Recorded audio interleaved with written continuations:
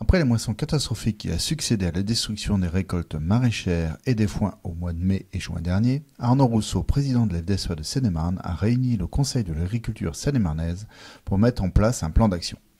Composé de l'ensemble des acteurs du monde agricole, du concessionnaire à l'organisme collecteur, du centre de gestion à la banque, de l'assurance aux organismes consulaires, ce CAF exceptionnel a présenté les mesures d'accompagnement pour les agriculteurs et les demandes de l'ensemble des acteurs. 200 personnes étaient présentes à ce CAF exceptionnel. Agriculteurs, directeurs d'OPA, concessionnaires avaient fait le déplacement au Mets-sur-Seine. Étalement des cotisations, report d'échéance, soutien des organismes collecteurs, aide de la région à l'achat de semences sont un panel de mesures. Une chose est certaine, l'accompagnement devra aussi être individuel.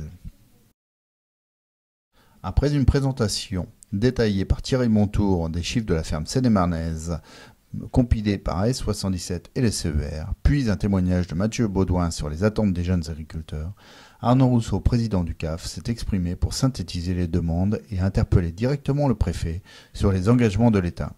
Un engagement au niveau européen sur la place de l'agriculture et le déblocage des fonds de crise prévus par la PAC, un engagement national pour assurer le paiement des DPB et un engagement départemental qui doit passer par des contrôles mesurés qui tiennent compte de la situation et surtout un allègement fiscal et social.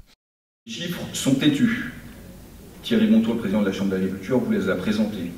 Pour la ferme Seine-et-Marne, en production agricole, c'est une perte de chiffre d'affaires pour cette année de 250 millions d'euros, qui concerne à peu près 2500 entreprises, donc c'est à peu près facile à faire. En moyenne, c'est une centaine de milliers d'euros par entreprise.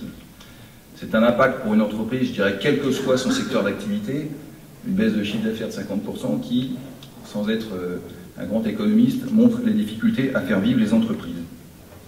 Et pour autant, nous sommes attachés, nous agriculteurs, au tissu de l'ensemble des partenaires de l'agriculture. Et c'est une grande fierté et un grand remerciement que je souhaite adresser à tous, d'avoir pu, dans un délai aussi court, réunir l'ensemble des partenaires et faire preuve, chacun à son niveau de compétence, d'un esprit de responsabilité que je tiens à saluer devant vous. Monsieur le préfet, les agriculteurs que vous avez devant vous sont des gens responsables, qui n'attendent pas tout des autres. Dans un contexte de grande crise, ils ont été en mesure de se rassembler et de voir comment chacun pouvait, par des mesures parfois petites, parfois plus importantes, essayer d'aider à la contribution et au franchissement de l'obstacle important qui nous attend.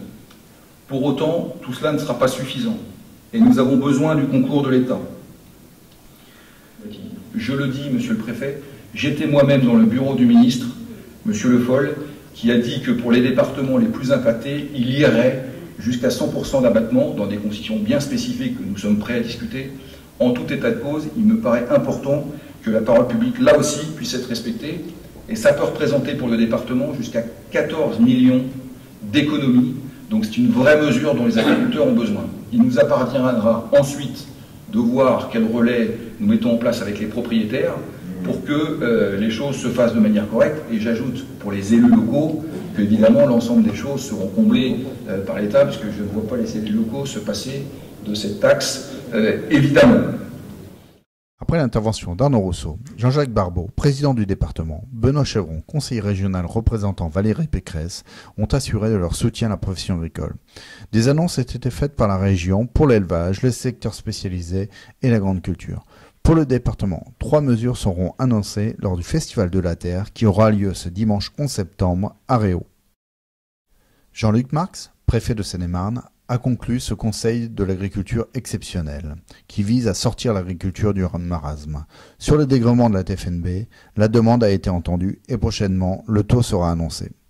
Arnaud Rousseau, quant à lui, a donné rendez-vous à tous les acteurs présents au printemps prochain.